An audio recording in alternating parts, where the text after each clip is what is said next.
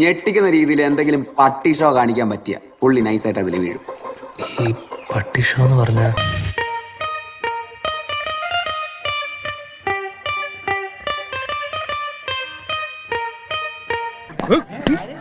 എന്റെ ആക്ട് നന്നായിരുന്നുല്ലേ? നന്നായിരുന്നു. ഇതുപോലെ നന്നാവുമെന്ന് എനിക്ക് നേരത്തെ അറിയാമായിരുന്നു, പക്ഷെ ഞാനത് പറഞ്ഞില്ലെന്നേ ഉള്ളൂ.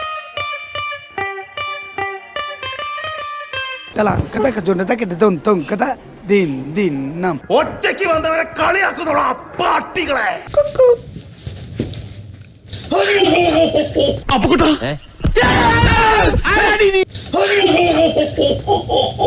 പൊന്നോ ഒടുക്കത്ത അഭിനയം. പതിവ് പോലെ എന്റെ പെർഫോമൻസ് ഗംഭീരമായിട്ടുണ്ട്. ഞാനേ കിച്ചണിൽ നിൽക്കാം, ചേട്ടൻ അവളെ വിളിച്ചത് പുറത്തേക്ക് വരും. ദേവൂട്ടിയെ നാളെ കണ്ടാ പോരെ?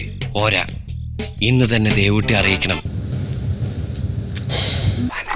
ഓടാ പട്ടി, ഇത്രയും കാലമായിട്ട് നിന്റെ അസുഖം ഒന്നും മാറിയില്ലേ? കണി കണി വിഷുക്കണി. കണ്ടു ഞാൻ കൃഷ്ണനെ, ഗോപാലകൃഷ്ണനെ, കൊണ്ടൽ കാർവർണ്ണനെ, കാർവർണ്ണനെ കണ്ടു ഞാൻ കൃഷ്ണനെ. അയ്യോ തോമസ് കുട്ടി അല്ലേ? തോമസ് കുട്ടി എപ്പോഴാ വേറെ ആള്? ഈ വേട്ടാവിളൻ എന്താ ഈ കാണിച്ചു വെച്ചേക്കുന്നത്? മണ്ടന്മാർക്ക് എന്നെ മനസ്സിലായില്ല എന്ന് തോന്നുന്നു. ഇതിന്റെ കവാടം നിനക്ക് വേണ്ടി തുറന്നു വെച്ചിരിക്കുകയാണ്. വരൂ പ്രിയേ. എന്റെ കൃഷ്ണൻകുട്ടി ചേട്ടാ, സാറേ സാറും എല്ലാം കണ്ടോ? എന്ത് കണ്ടോന്ന്?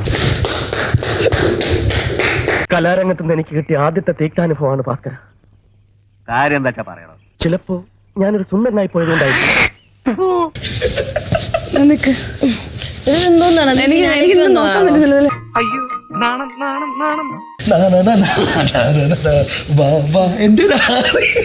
മൂത്ത് നിറച്ചില്ലേ, എങ്ങനെയെങ്കിലും ഈ പഞ്ചാരയുടെ നിർത്തിക്കൂടെ? പാവട നിന്റെ മനസ്സ്.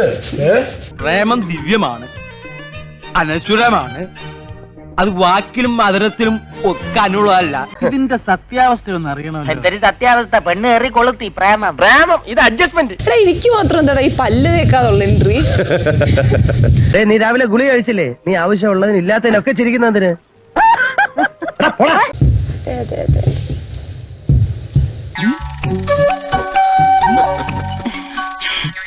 തൂക്കിയെടുത്തിരുന്നപ്പോ നിനക്കൊന്നും തോന്നി കാണത്തില്ല. കുഴപ്പമില്ല. ആഞ്ജനേയ സ്വാമി.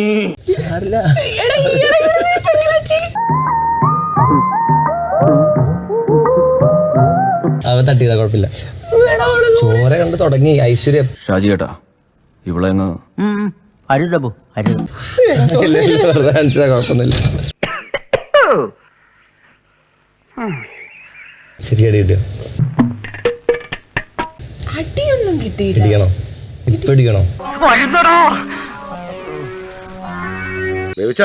ഞാൻ കൊണ്ടുവന്നുവിടാടാ. എന്നാത്തിനാ? വലിയ ഉപകാരം. എന്റെ ഐഡിയ പോയി. നിന്റെ ഐഡിയ നിന്നെ ഞാൻ കൊന്നേനെ പട്ടി. ഞാൻ പോയി വരട്ടെ മക്കളെ. 2-ാം തീയതി വരാം. ഏത് മാസം? എല്ലാ മാസവും 2-ാം തീയതി ഉണ്ടല്ലോ.